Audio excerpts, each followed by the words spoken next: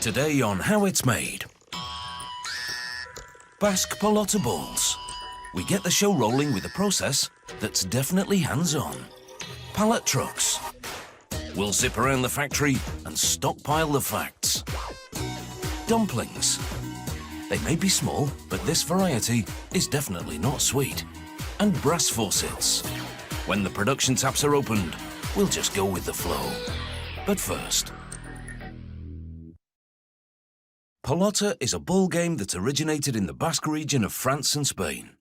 Most versions are played against the wall, throwing the ball either by hand, with a racket, a bat, or a basket.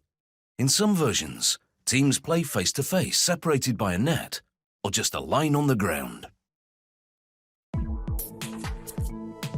Basque Pelota balls come in different diameters and weights, according to the type of game they're going to be used for. But all have been made the same basic way for hundreds of years. A core wrapped in rubber, then wool, then leather. To make the rubber wrapping, this machine deposits a line of natural rubber onto a paper strip, which passes under a heating lamp so that the rubber becomes more malleable. A second sheet of paper is then added on top. Two rollers compress the encased rubber into a flat strip. Nowadays, the Pelota ball's core is generally plastic, and its size varies according to the diameter and weight of the final ball. The next machine removes the paper and wraps the rubber strip around the core. The machine stops wrapping when the ball-to-be reaches its specific diameter and weight. The rubber-wrapped core is then placed on another machine that wraps it in wool yarn, ensuring it maintains a perfect shape.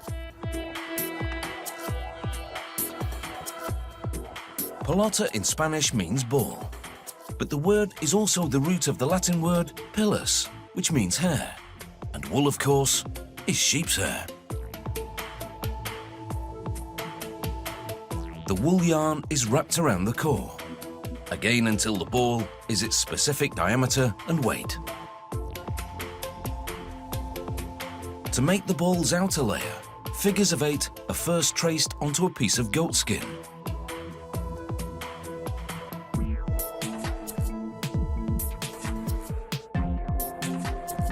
The shapes are then roughly cut out with a knife.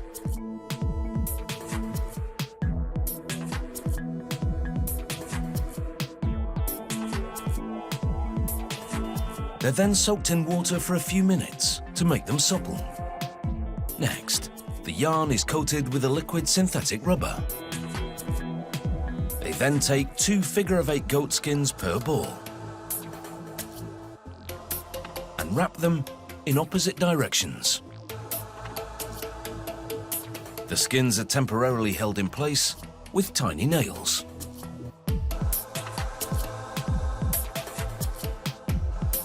The 2 hides are then stitched together using a strong synthetic thread. The pattern has evolved over time, but the key is to pull the stitches tightly so that the ball inside doesn't move.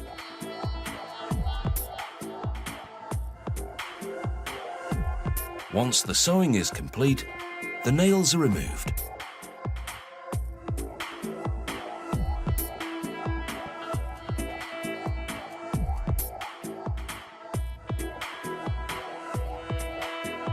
The maker's mark is then drawn on the ball with a felt pen.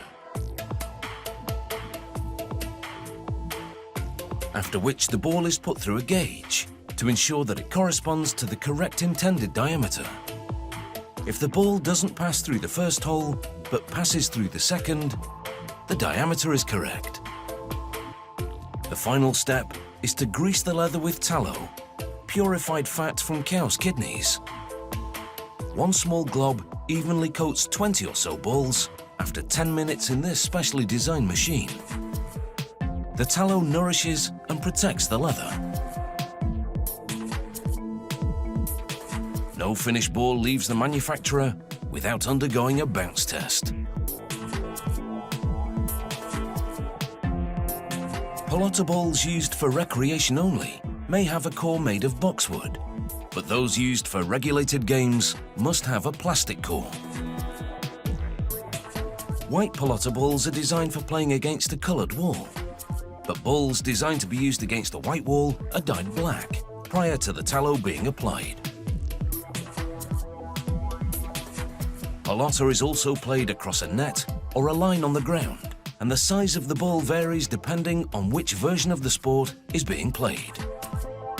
Just watch the windows of that cafe.